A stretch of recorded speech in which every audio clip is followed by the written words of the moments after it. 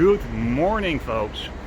I'm walking to the railway station of Saarbrücken in Germany, pretty close to the border with France, and this is also where I'm heading to today. I'll be taking a local train to Metz in France.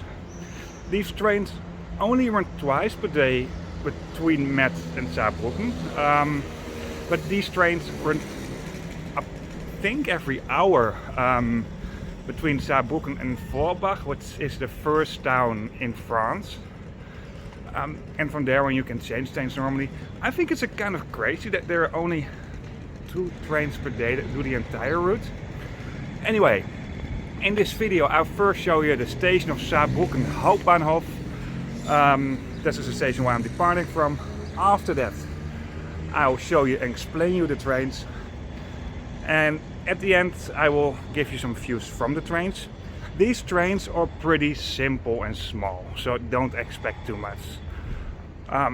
When you haven't subscribed to my channel yet, please subscribe to my channel and don't forget to hit the bell button so you won't miss anything. And you see those little thumbs below my video, just hit the thumbs up button, at least when you like this video. And when you don't like it, don't do anything. Well, for now, let's roll the intro.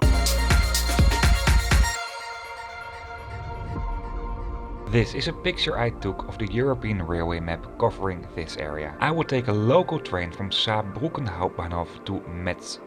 Saarbrücken is an important border railway station for the high-speed trains that run between Frankfurt and Paris. This is the last stop in Germany. These trains will join the high-speed line, what is the purple line over here. At the point where these high-speed trains will join the high-speed line, the train that I'll be taking today will join the conventional railway line and terminate in Metz. Other high-speed trains between Germany and France will use another railway station to cross the border. Most of these trains will cross the border at the town of Kehl. Well, obviously these trains don't stop there. This is, for example, the Frankfurt to Marseille train and the trains that run between Munich and Paris. Like I told you in the beginning of this video, there are only 2 trains per day that run on the entire route from Saarbrücken to Metz and the other way around. Most of the times you have to change trains in Forbach. To me this doesn't make any sense. There are trains approximately every hour between Saarbrücken and Forbach, and also approximately every hour between Forbach and Metz. Why not let some of them just run between Metz and Saarbrücken anyway? 2 trains per day that run on the entire route isn't a lot, and especially not when you consider that these are relatively big cities for this region. And of course there will be probably some technical limitations why they can't let any train run between Metz and Saarbrücken instead of Metz and Forbach. But still, I just think it will be nice when there will be a bit more trains. I've made my point, let's switch back to the video now. Saarbrücken Hauptbahnhof or Saarbrücken Central Railway Station, also called Eurobahnhof Saarbrücken, is the principal railway station in the city of Saarbrücken and the largest railway station of Saarland, a German state on the border with France. In front of the railway station you'll find a bus and a tram stop. I also arrived here with a bus owned by the state-owned railway company of Luxembourg from, well, obviously Luxembourg. You also find this bike sharing thing, and there's a taxi stand in front of the railway station. You'll find another one at the back of the railway station, I'll show you in a bit. I already booked tickets for my train, but it was quite difficult to book tickets via the German railway company, so let me just try it at the vending machine. And no Metz on this list, so I couldn't buy it at the vending machine either. I tried another vending machine, but this vending machine here on my right is only for regional trains that will stay within Germany, so I couldn't buy my tickets here either. Well, I found a way anyway, but I'll explain it later on in the video. In the main hall I just entered you'll find a big screen with information about departing trains. But throughout the station you'll also find lots of smaller screens that will host the same kind of information. Of course, you'll find quite a lot of shops, fast food stuff, etc.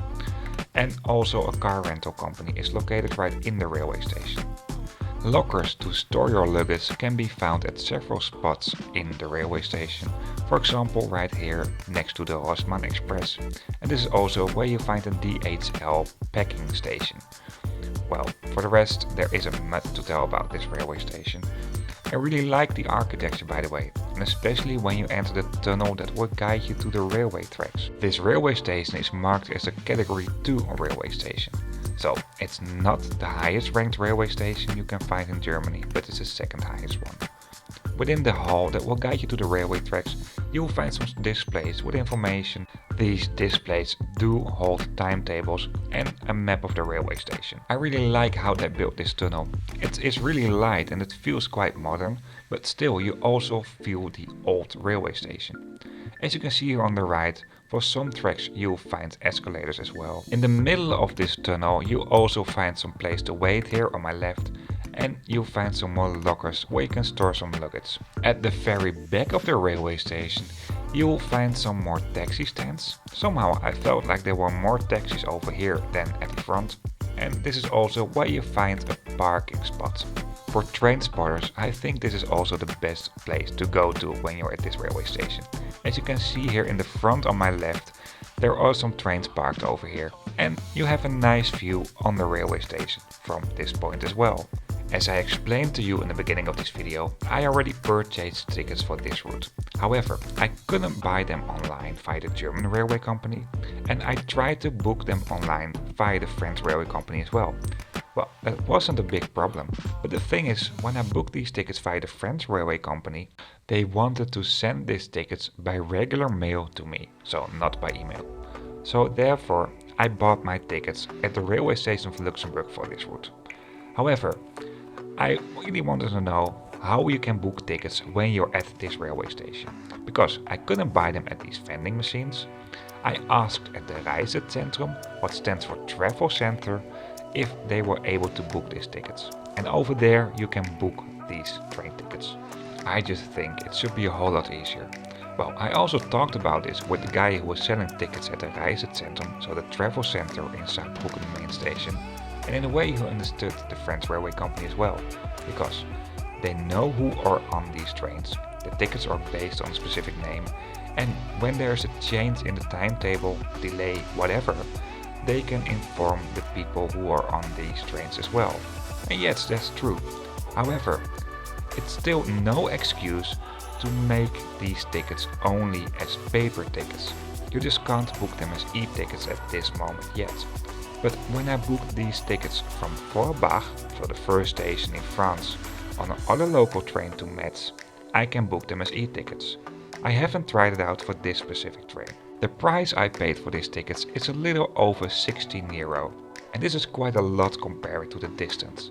However, I think you can use the same trick I used for the ticket I bought from Metz to Luxembourg, and you can save up to half of the price. It didn't work for me on this trip though, because I think the lower fares on the national part in France have already been sold out here. Here in my front, at a small side terminal track of the railway station, I find my train that will take me to Metz. This is a Coradia A TER made by Alstom. These trains are being operated by the SNCF, the state-owned railway company of France, but I also saw one train on this line with a DB, so the German state-owned railway company logo on it. The entire line that I'll be taking today has been electrified, but this are diesel multiple units. As you can see, these trains are pretty small. They only consist of one carriage. The top speed is 140 km per hour, and they will also run on this top speed during this service. When I bought tickets for these trains, I can only choose for second class. There was no option for first class. However, on the side of the train, there is something being advertised as first and second class. However, I think first and second class used to be sold as separate tickets, but nowadays it's just basically the same. The differences between the first and second class seats are really small anyway. When you want to be 100% sure if you can sit in the red chairs, so the first class chairs, with your second class ticket, just check this at the railway staff. This entire train comes in a 2x2 configuration, so 2 chairs on both sides of the aisle. These trains have been constructed in 2001. Near the entrances and the exits of these trains you'll find some folding chairs, and near the toilets, what is by the way accessible with a wheelchair as well, you'll find some space where you can park bikes. You can take bikes for free in TER trains. As you can see here on the right, when you take your bike on this train, you have to hang them more or less. But there's more space of course next to the toilet, for example. About half of the chairs you'll find in these trains are facing each other, and the other half does come in an airplane or coach composition. The chairs that do come in an airplane or coach composition do have an armrest in between. Well, you'll find this actually at all chairs. And the fold-out table is pretty big. Well, this is typical for TER trains, by the way. Somehow I feel like the chairs that are facing each other are much tighter compared to the chairs that do come in a coach or airplane composition. By the way, all windows do have a sunscreen, and coat hangers can be found at the side of the train. Route information, very basic though, will be displayed at these screens. And of course, luggage racks can be found throughout the train. These trains do have barrier-free access in France, not in Germany. And because they do have barrier-free access, the toilets are pretty big. People in a wheelchair can use these toilets as well. Well, the toilets look pretty fine, I mean nothing special though. Although I think it would be nice when the soap dispenser would be fixed over here. Well, for the rest, there isn't much to say about these trains. For the next 1.5 minutes, I'll show you some views from the train on this route.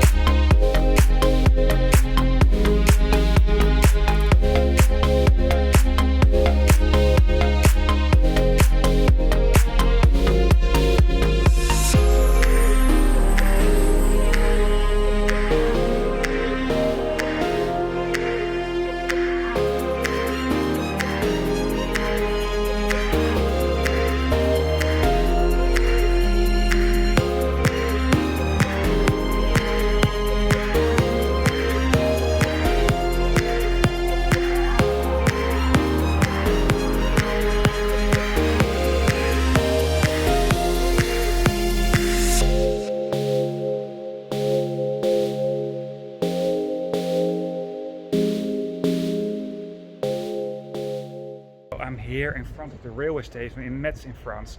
I hope you liked this video. When you like it, please give me a thumbs up. When you have some questions in general about this video, just write them in the comments below. And when you like to see more train related videos, subscribe to my channel. And when you subscribe, don't forget to hit the bell button so you don't miss anything. See you on my next video.